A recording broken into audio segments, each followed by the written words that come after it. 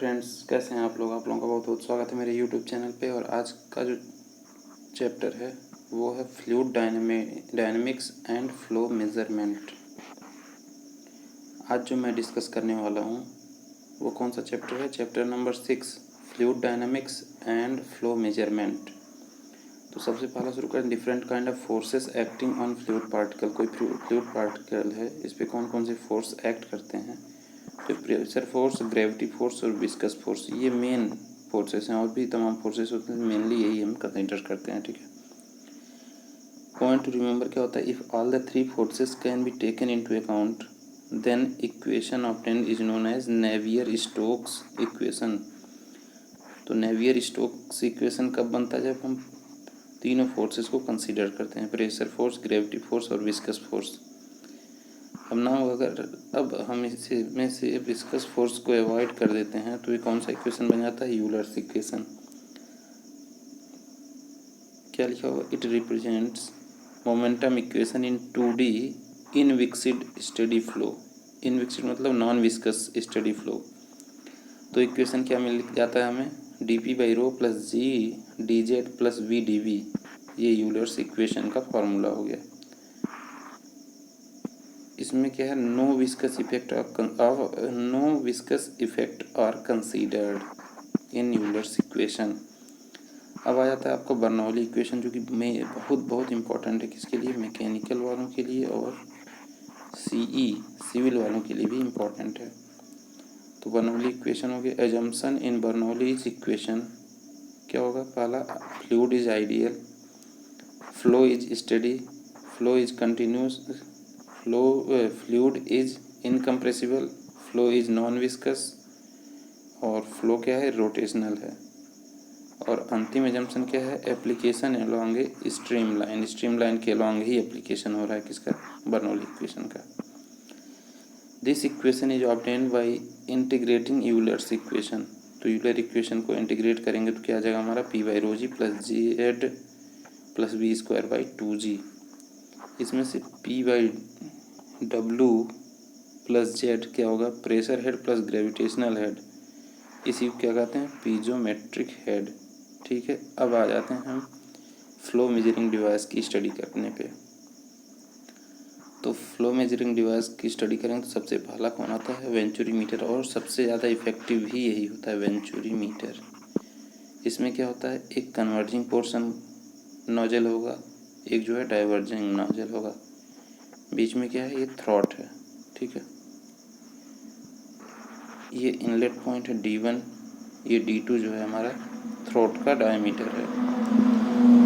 तो throat diameter जो है पाइप डायमीटर का 1/2 से 1/3 ही भाग होता है। ठीक है, एंगल ऑफ कन्वर्जेंस, ये जो है कन्वर्जेंस एंगल, ये 20 से 22 डिग्री होता है। एंगल ऑफ डाइवर्जेंस कितना होता है? 6 से 7 डिग्री। अगर ये 7 डिग्री से ज़्यादा हो जाता है तो क्या होगा? फ्लो सेपरेशन हो जाएगा। इसलिए should be not greater than 7 degree. तो एंगल ऑफ डाइवर्जेंस 7 डिग्री से ज़्यादा नहीं होना चाहिए। अब देखिए हम इसका उपयोग कैसे करते हैं। तो इसमें एक हम क्या लगा देते हैं? ये यूट्यूब मैनोमीटर, ये हमारा यूट्यूब मैनोमीटर लगा देते हैं। इसमें क्या भरा होता है? मैनोमेट्रिक फ्लूइड भरा हुआ है।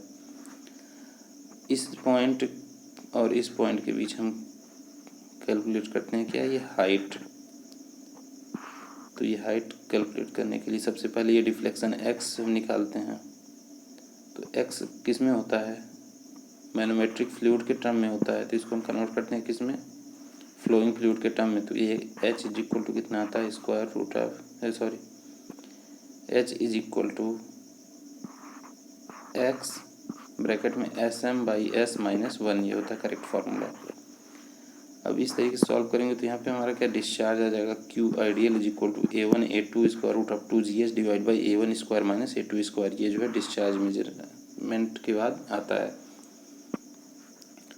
H क्या है यहाँ पे? P1/ρg - P2/ρg या फिर P1 - P2/ρg। ये जो ओमेगा या W दिया हुआ है ये क्या है? ρ×g है। फिर इससे आया था V2² - V1²/2g। और यहाँ पे देखिए जो मैं भी फार्मूला बता रहा था, H is equal to x SM/s-1।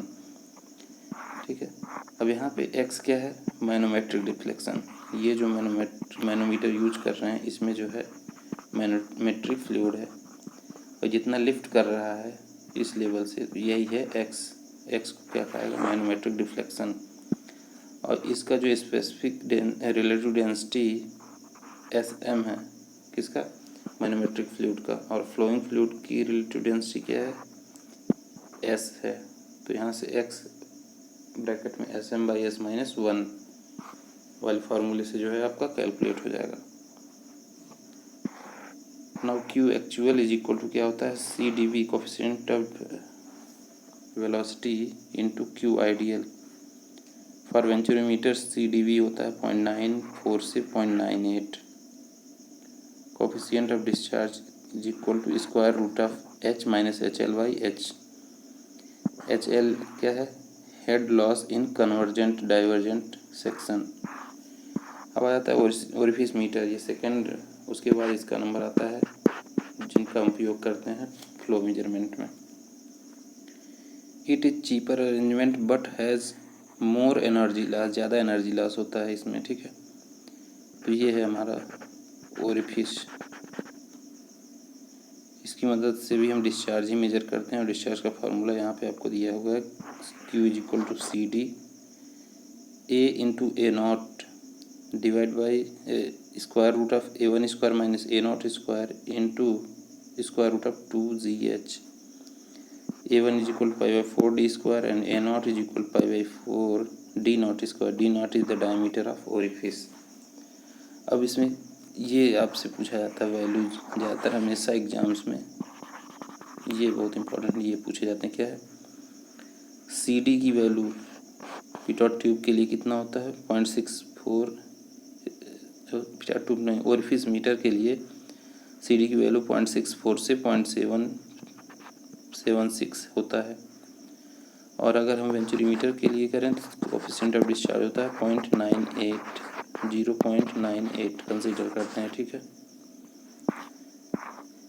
Next, coefficient of contraction is equal to coefficient of discharge divide by coefficient of velocity, ठीक है। सी सी क्या कोफिशिएंट ऑफ कॉन्ट्रैक्शन है, C D coefficient of discharge, और C B जो है coefficient of velocity है, ठीक है। पिटॉट ट्यूब अब आ जाता है, ये एक पाइप होता है जो कि 90 डिग्री एंगल पे बेंड होता है। इसको हम किस में रखते हैं, मेन स्ट्रीम, जहाँ फ्लूइड फ्लो हो रहा है उसके अपोजिट डायरेक्शन में इसको हम रख देते हैं, ठीक है।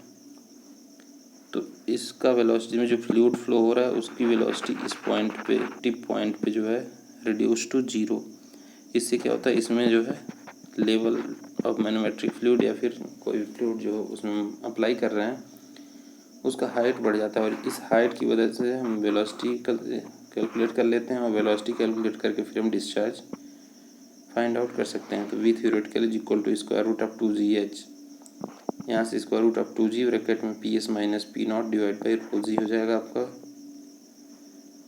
और P S by rho G क्या होगा हमारा stagnation head, P naught by rho G static head हो जाता है, ठीक है। अब यहाँ पे देखिए application of pitot tube, pitot tube का यूज हम यहाँ पे भी कर रहे हैं, ठीक है। V one equal to square root of 2gh। अगर हम इन्वर्टेड यूट्यूब मैनोमीटर यूज करते तो यहाँ पे हो जाता 1 minus S M by S, क्योंकि यहाँ पे क्या होगा simple manometer pitot tube use कर रहे हैं, तो यहाँ पे H is equal to x square root of S M by S minus 1 हो जाएगा। ना क्या हाइड्रोलिक कोफिशिएंट, हाइड्रोलिक कोफिशिएंट 3 तरीके के होते हैं, कोफिशिएंट कॉन्ट्रैक्शन कोफिशिएंट जिसको हम सीसी कहते हैं, तो ये होता है area of jet at vena contracta divide by area of orifice. Next क्या है coefficient of velocity, coefficient of velocity होता है actual velocity upon theoretical velocity.